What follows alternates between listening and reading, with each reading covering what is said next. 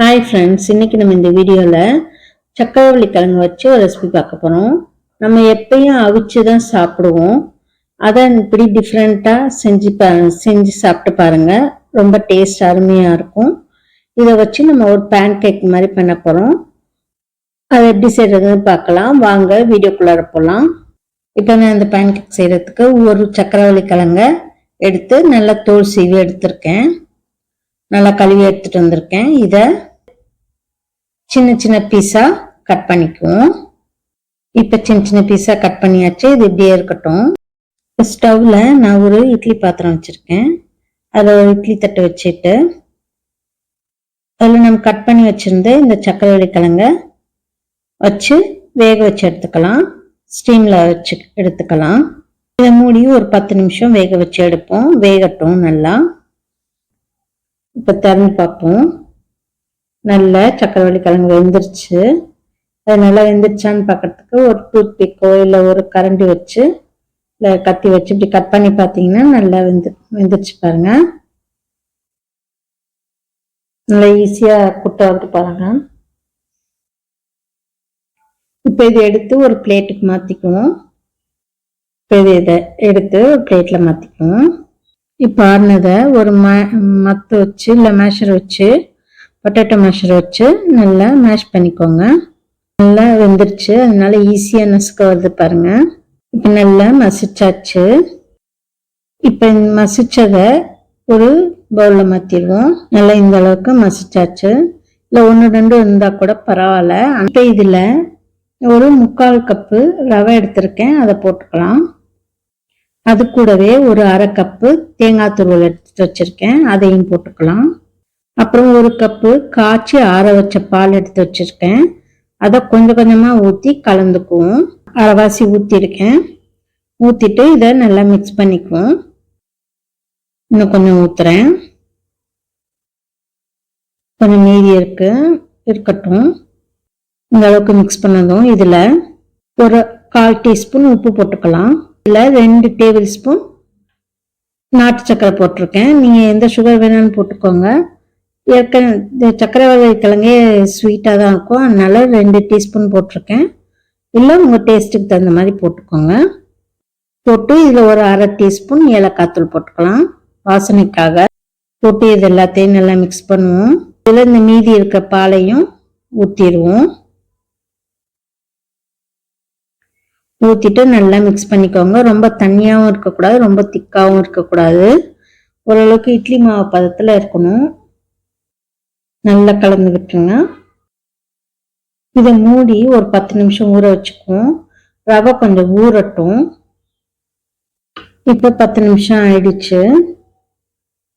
இப்ப திறந்து பார்ப்போம். ரவை நல்லா ஊறி மாவு ரொம்ப திக்காயிடுச்சு பாருங்க. இந்த ஸ்டேஜ்ல நீங்க கொஞ்சம் தண்ணி ஊத்தி கொஞ்சம் லிக்விட பண்ணிக்கோங்க. இல்லைன்னா பால் கூட ஊத்திக்கலாம். நான் இதில் ஒரு 2 டேபிள் ஸ்பூன் பால் ஊற்றிக்கிறேன். 2 டீஸ்பூன் பால் ஊற்றி மிக்ஸ் பண்ணிக்குவோம். நீங்கள் பால் வேணான்னு நினச்சிங்கன்னா தண்ணி கூட ஊற்றி மிக்ஸ் பண்ணிக்கோங்க. ரொம்ப தண்ணி ஆக்கிடாதீங்க. ரொம்ப தண்ணியாகவும் இல்லாமல் திக்காகவும் இல்லாமல் இருக்கணும். இட்லி மாவு பதத்துக்கு இந்த பதத்துக்கு இருக்கணும். நீங்கள் இதில் சோடா உப்பு கூட போட்டுக்கலாம். ஆனால் சோடா உப்புக்கு பதிலாக நீங்கள் வாழைப்பழம் வந்ததுன்னா வாழைப்பழம் கூட போட்டுக்கலாம். பெரிய வாழைப்பழமாக இருந்தால் பாதி வாழைப்பழம் போடுங்க. இல்லைன்னா சின்னதாக இருந்தால் ஒரு பழம் போடுங்க. ரொம்ப டேஸ்டாகவும் இருக்கும். அது நான் பனானா எதுவும் ஆட் பண்ணல. இந்த பேன் கேக் செய்யறதுக்கு ஸ்டவ்ல ஒரு தோசைக்கல் நான்ஸ்டிக் கல் தான் வச்சிருக்கேன். அது சூடாகட்டும்.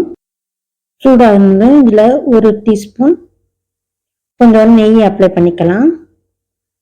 நீங்கள் நெய் வேணாம்னு நினச்சிங்கன்னா எண்ணெய் கூட அப்ளை பண்ணி ஊற்றிக்கோங்க. நெய் ஊற்றி சுட்டிங்கன்னா ரொம்ப டேஸ்ட் அல்டிமேட்டாக இருக்கும். இப்போ இதில் நம்ம கலந்து வச்ச இந்த மாவுலேருந்து ஒரு கரண்டி எடுத்து இந்த பக்கத்துக்கு இருக்கணும்.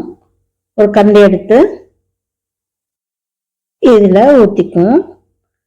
தேய்ச்சி விட வேணாம், அதுவாகவே ஸ்ப்ரெட் ஆகும் லைட்டாக.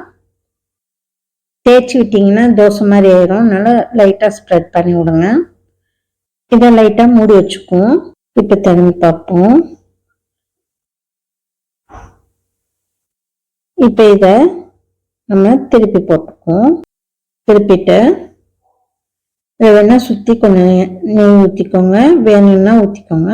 மேலே நல்லா ப்ரௌன் ஆயிடுச்சு ஒட்டுக்கும். இப்போ இது நல்லா வெந்துருச்சு. எடுத்து 2 பக்கம் ப்ரௌன் ஆயிடுச்சு பாருங்க. இப்போ இதை எடுத்து ஒரு பிளேட்டில் வச்சுக்குவோம். இப்போ அதே மாதிரி கல்லை தொடச்சிட்டு கொஞ்சம் நெய்யோ எண்ணெயோ அப்ளை பண்ணிட்டு அதே மாதிரி இன்னொரு கண்டு ஊற்றிக்குவோம். கொஞ்சம் மூடி வச்சு வேக விடுவோம். இப்போ திறந்துட்டு இன்னொரு பக்கம் திருப்பி போட்டுக்குவோம். இந்த பக்கம் நல்லா வெந்ததும் இதையும் எடுத்துருவோம். எடுத்துட்டு அதே மாதிரி நெய் அப்ளை பண்ணிட்டு இன்னொரு கன்னி மாவு ஊற்றிக்கலாம். இப்போ இதை எடுத்து திருப்பி போட்டுக்குவோம். இப்போ இதுவும் 2 பக்கம் வெந்துருச்சு, எடுத்துருவோம். இப்போ அதே மாதிரி இன்னொரு கண்டி ஊற்றிட்டு இப்போ இதே மாதிரி எல்லா மாவையும் ஊற்றி எடுத்துக்குவோம். இப்போ எல்லாத்தையும் சுட்டு எடுத்தாச்சு. இவையான சக்கரவள்ளி கிழங்கு பேன் கேக் ரெடி ஆயிடுச்சு. பேன் கேக்கும் ரெடி ஆயிடுச்சு. இது மேலே டெக்கரேஷன் முந்திரி பருப்பு வச்சுருக்கேன். இப்போ சுவையான டேஸ்டியான சக்கரவள்ளி கிழங்கு பேன் கேக் ரெடி ஆயிடுச்சு. இந்த சுவையான டேஸ்டியான பேன் கேக்கை செஞ்சு பாருங்க. செஞ்சு பார்த்துட்டு இந்த வீடியோ பிடிச்சிருந்தா லைக் பண்ணுங்க, கமெண்ட் பண்ணுங்க, ஷேர் பண்ணுங்க. அப்படியே எங்க சேனலை சப்ஸ்கிரைப் பண்ணுங்க. மறக்காம பெல் ஐக்கானை கிளிக் பண்ணுங்க. அப்பதான் எங்களோட ஒவ்வொரு வீடியோவும் உங்களுக்கு நோட்டிபிகேஷனா வந்து சேரும். Thank you friends.